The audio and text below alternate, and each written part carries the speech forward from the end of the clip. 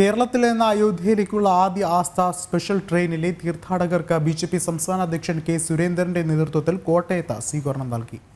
തിരുവനന്തപുരം കൊച്ചുവേളിയിൽ നിന്നും പുറപ്പെട്ട ട്രെയിൻ ഉച്ചയ്ക്ക് 1:15 കോട്ടയത്തെത്തിയത്.